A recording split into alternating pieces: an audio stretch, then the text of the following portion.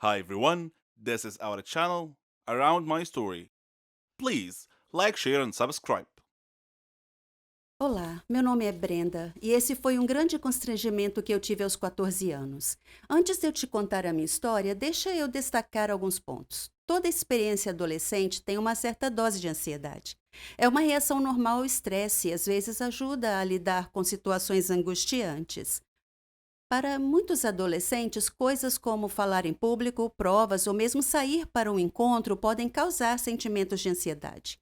Para outros, a ansiedade pode ir além desses sintomas típicos e afetar negativamente relações de amizade, participação em atividades e até mesmo a escola. É por isso que dizem que adolescente não é coisa de Deus. Ok, essa foi apenas uma piada inocente, mas é assim mesmo. Então, eu estava na classe, sentada atrás do garoto mais fofo da minha turma. Seu nome era Josh. Eu só queria pedir o número de telefone dele, mas eu era muito tímida e tinha um medo horrível de ser rejeitada. A festa da escola já estava chegando e eu queria ir com ele, mas para mim era impossível fazer isso cara a cara. Tentei superar a ansiedade e me convenci a ir em frente.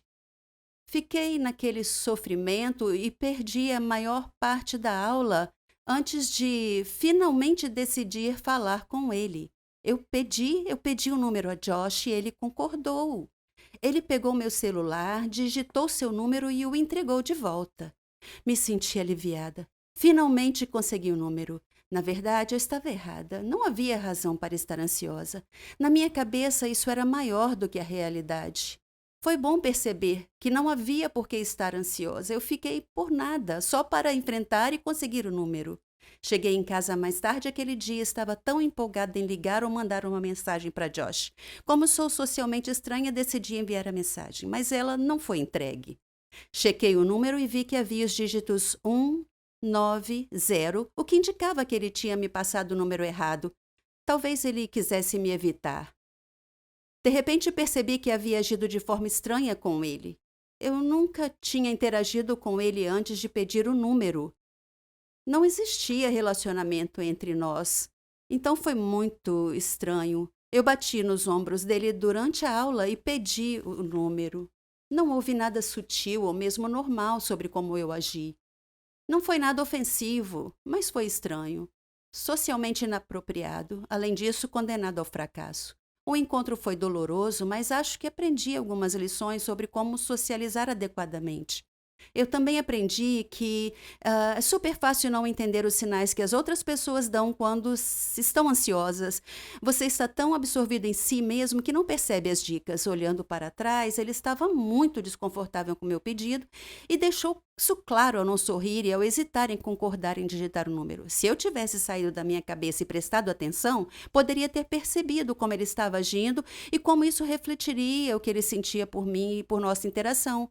Isso me faz questionar o que é mais fácil, ter ansiedade funcional ou ficar presa em sua própria concha, paralisada por ansiedade. Pode ser o menor dos males, mas para mim essa experiência se transformou em um propósito e aumentou minha autoconfiança. Vejo isso como um passo, mas melhorar a autoestima e o valor próprio fará com que você funcione bem, sem ansiedade. E esse é o fim da história. Mas quer saber? Escreva seu próprio roteiro. Você não pode continuar se outra pessoa estiver escrevendo o seu roteiro. Muitas crianças na escola se sentiam do mesmo jeito, elas não se sentiam bem. E eu não sabia por quê. As crianças vão se relacionar e isso é tão assustador que torna a ansiedade pior. É preciso saber que isso é normal e que não tem como saber a não ser que você vá. Sim, superar a ansiedade não é tão fácil. Vencer o que eu chamo medo da vida me custou anos e eu aprendi da pior maneira. E agora, a piada sobre não ser de Deus faz sentido? Uma coisa legal sobre o sucesso é ver todos seus amigos e família tão orgulhosos de você e suas conquistas. Esse respeito mútuo e apreciação é sobre o que amizade significa. Minha história é sobre sucesso e amizade também, quando dois amigos se tornam incompatíveis e não mais uma mão na outra. Meu nome é Cherry e eu tenho 21 anos de idade. Eu tinha uma amiga que se chamava Margot. Ela não era apenas minha amiga, era minha melhor amiga, minha irmã. Ela significava o mundo para mim. Nós éramos parecidas em tantos jeitos, até mesmo em nossos hobbies e nossos sonhos. Depois da morte de meu pai, minha mãe e eu nos mudamos para a vizinhança de Margot, já que a mãe dela era a melhor amiga de minha mãe. Eu tinha apenas 3 anos nessa altura, então Margot e eu praticamente crescemos juntas. Na escola, nós partilhávamos das mesmas aulas, estudávamos juntas e até mesmo éramos parceiras de laboratório. Ela e eu sonhávamos em ser farmacêuticas. Eu tive muita dificuldade no ensino médio, mas consegui terminar com o suporte de Margot em seu encorajamento. Eu não tive muita liberdade e independência como ela tinha, porque minha mãe era super protetora. Foi nesse ponto que minha história realmente começa. Quando eu decidi começar a faculdade de farmácia, Margot me perguntou por que eu escolhi esse curso. E eu disse a ela que meu pai morreu de uma doença maléfica que não tinha cura. Então, era meu sonho achar a cura para essa doença e salvar vidas. Eu estudei muito e concluí com sucesso minha faculdade de farmácia. Margot estava muito feliz por mim e ela prometeu me manter focada na descoberta para a cura da doença fatal que meu pai teve que eu procurei tão apaixonadamente. Eu pedi a ela para estar ao meu lado o tempo todo e ela estava feliz de fazer isso. A faculdade de farmácia era internacional, fora do meu país. Eu seria independente e livre do controle excessivo da minha mãe. Francamente, eu busquei por isso. Margot e eu encontramos um lugar para ficar próximo à faculdade. Um jovem albergue ou um grupo de garotas de diferentes países. Diferente de mim, Margot teve a habilidade de fazer facilmente amizade com elas. Nossos estudos não eram fáceis no começo, mas nós trabalhamos muito. Eu estava tão animada em me aprofundar na minha pesquisa e em aprender o máximo que conseguisse. Eu perguntei aos instrutores e médicos constantemente para expandir o meu conhecimento. Esse era o meu conheço e Margot me acompanhou durante todo o tempo. Eventualmente, nós graduamos na faculdade e começamos a nossa carreira. Eu comecei em uma companhia farmacêutica, enquanto ela começou em outra. Nós éramos agora, de algum jeito, competidoras. No preparo para minha pesquisa privada, eu aluguei um flat próximo à minha empresa. Margot fez o mesmo, próximo à empresa dela. Ela estava sempre me perguntando como minha pesquisa estava indo. Ela sabia que eu estava tentando desenvolver um antibiótico para curar a doença do meu pai, mas não era fácil, porque a imunidade do corpo humano atacava os antibióticos e destruía antes que pudesse destruir as células da doença. Eu tinha descoberto uma substância neutra que o sistema autoimune não iria atacar, então a droga poderia penetrar no corpo longe o suficiente para encontrar e destruir as células da doença via interações químicas. Minha primeira pesquisa foi rejeitada, mas eu continuei tentando, e em cada tentativa eu descobri algo novo. Durante esse tempo, Margot também estava ocupada com o seu trabalho. Um dia, ela me ligou. Ela estava chorando porque havia sido demitida de seu trabalho. Eles a acusaram de ter roubado uma pesquisa importante. Eu lhe disse que ela era tão profissional no seu trabalho que ela não deveria ficar triste, que deveria tentar um emprego na minha empresa. Eu disse a ela que eu a recomendaria para o meu coordenador. Ela me abraçou e me agradeceu demais e falou: "Você é realmente a melhor amiga de sempre, Cherry." No dia seguinte,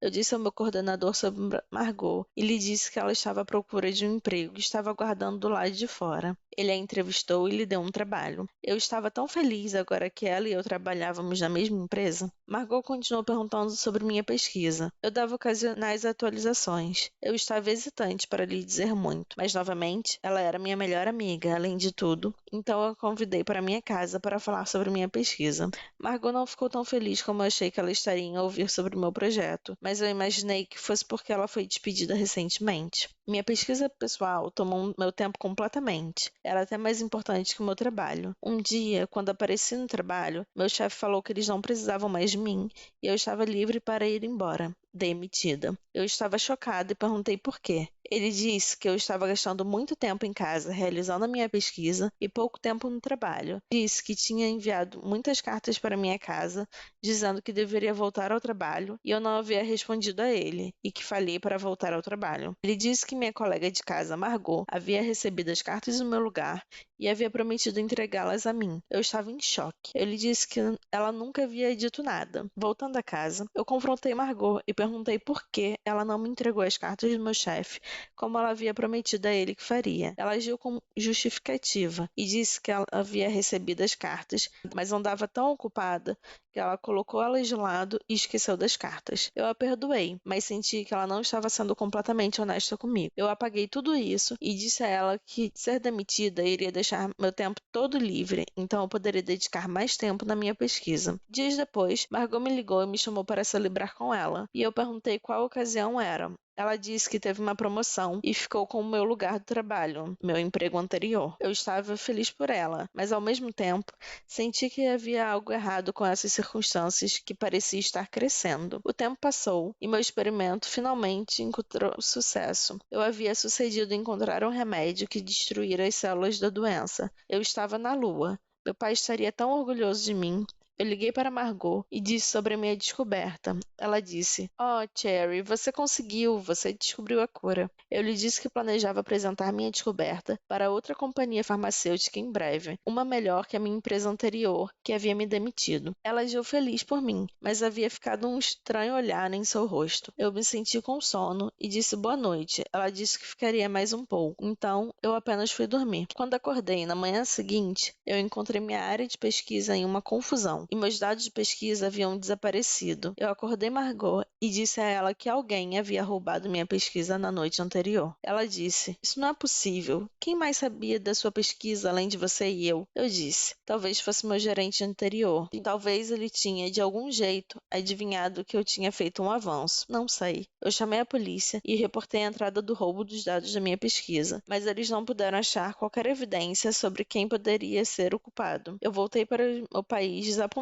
e abatida. Consegui um novo trabalho em uma empresa próxima à minha casa. Muitos meses haviam se passado. Eu não tinha mais contato com Margot. Nós acabamos perdendo contato em algum lugar com o tempo. Então, um dia, minha mãe estava assistindo TV, quando ela de repente viu um programa que ia discutir uma nova droga para tratamento da maléfica doença que meu pai teve. Eles iam entrevistar o responsável por essa cura milagrosa. Sentei-me encantada. Eu tinha que assistir. Quando o entrevistador apresentou o convidado, era Margot. Eu não podia acreditar em meus olhos. Foi ela. Ela roubou a minha pesquisa. Minha tão chamada melhor amiga me traiu, e eu tinha tratado ela como minha irmã. Isso me destruiu profundamente. Eu tomei ações legais contra ela e consegui minha pesquisa de volta e recebi os créditos por encontrar a cura. Então, isso tudo estava ok. Mas a coisa que nunca poderia ser consertada, que não a cura, era a relação entre nós duas. Ela havia me golpeado pelas costas e destruído minha fé na humanidade. E eu não penso que eu possa achar a cura para isso. Meu nome é Jenny, mas podem chamar-me de rapariga má se quiserem. É assim que as crianças da vizinhança me chamam. Tenho uma longa história para lhe contar. Eu era a mais velha de 5 irmãos. A minha mãe morreu de doença e o meu pai ficou paralisado no acidente de viação. Ele não conseguia andar e precisava usar uma cadeira de rodas. Ver os meus irmãos a sofrer de fome e pobreza era uma visão constante em casa. O meu pai estava deprimido. Os nossos vizinhos ajudaram-nos muito, mas eu estava constantemente preocupada com o que aconteceria se eles parassem. Então decidi tentar encontrar um emprego. Eu sabia que não seria fácil, porque tinha apenas 15 anos. Quem iria querer contratar uma jovem de 15 anos? Embora estivesse apreensiva e sem confiança, decidi encontrar um emprego. Fui a muitos sítios, lojas de roupa, floristas, mercearias. A resposta foi a mesma: não estamos de momento a contratar. Um dia, sentindo-me desanimada, caminhava sem rumo, sem destino em mente, quando de repente me vi perto de um hospital. Num impulso, entrei. Vi uma enfermeira, mas ela parecia triste demais para falar.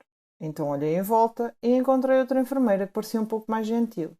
Ela notou e perguntou se eu precisava de ajuda. Eu disse-lhe que estava à procura de emprego, qualquer trabalho, que até esfregaria e limparia. Ela sentiu simpatia por mim e disse-me para não me preocupar. Em seguida, ela foi ao escritório do diretor. Eu estava preocupada. Estava metida em sarilhos. Um minuto depois ela chamou-me para falar com o diretor. Ele parecia muito gentil e perguntou-me o nome em voz baixa. Eu disse-lhe que era Ginny. Ele contou-me que Martha, a gentil enfermeira, que estava a ajudar-me, disse-lhe que eu estava à procura de qualquer emprego disponível. Ele disse que tinha um emprego para mim, mas estava preocupado que pudesse ser um problema. Senti uma pontada de medo e perguntei qual era o problema. Ele disse que eu teria que trabalhar no turno da noite. Só isso? Eu senti-me tão aliviada. Concordei imediatamente e ele disse que gostou do meu entusiasmo e que poderia começar no dia seguinte. Eu estava tão feliz. Voltei para casa rapidamente, abracei os meus irmãos e beijei a mão do meu pai. Contei-lhes sobre o meu novo emprego. Meu pai olhou para mim com tristeza e disse que eu era muito jovem para assumir essa responsabilidade. Eu disse que estava tudo bem e que eu poderia lidar com isso. Quando eu ia para o trabalho no hospital todas as noites, havia um gangue de crianças que ficavam sempre a vaguear pela vizinhança. Eu esperava que eles não me incomodassem, mas as minhas esperanças foram em vão. E eles gozavam comigo sempre que passava por eles. Nunca disse isto à minha família. Comecei a trabalhar como empregada da limpeza, mas devido ao meu zelo e inteligência, pude aprender um pouco sobre enfermagem e então fui promovida. Primeiro auxiliar de enfermagem e depois a enfermeira. Os meus colegas apoiaram-me muito. Tudo estava quase perfeito, exceto pelo gangue do bairro, que estava sempre a incomodar-me e a chamar-me Ginny, a rapariga má. Eu queria que eles simplesmente fossem embora e me deixassem em paz. Então um dia, um milagre aconteceu. Enquanto eu trabalhava no hospital, os valentões da vizinhança entraram com o seu líder em braços. Ele estava gravemente ferido, todo o seu corpo estava coberto de sangue. Eles gritavam por alguém que o ajudasse. Quando me viram, imploraram que eu o salvasse. Trabalhei rapidamente com a equipa. O seu estado era grave. Ele tinha sofrido um terrível acidente de moto. A equipa e eu trabalhamos afincadamente para estabilizar a sua condição e tratá-lo. Depois de estabilizá-lo, fiquei exausta. De repente, senti alguém aproximar-se. Era o gangue do bairro. Eles desculparam-se por me incomodar e pediram-me que os perdoasse. Eles disseram que não sabiam que eu trabalhava num hospital. Sorri e disse-lhes que estava tudo bem e que os considerava meus irmãos e irmãs. Outra enfermeira foi ter com eles e disse que o seu amigo estava bem. Fiquei tão feliz que o meu problema estava resolvido. E eles chamaram-me para falar com o seu líder. Ele tinha lágrimas nos olhos e disse-me que lamentava e pediu-me que o perdoasse. Ele foi tão sincero que fiquei comovida. Gentilmente pedi-lhe para ficar quieta e descansar um pouco. Quando estava a ir embora, ele chamou-me e agradeceu-me novamente. Depois desse incidente, o diretor chamou-me e elogiou-me por ter salvo a vida do paciente naquele dia. Eu ainda estava muito longe de realizar os meus sonhos, mas tinha uma boa vantagem. O gangue da vizinhança começou a chamar-me Anjo da Misericórdia.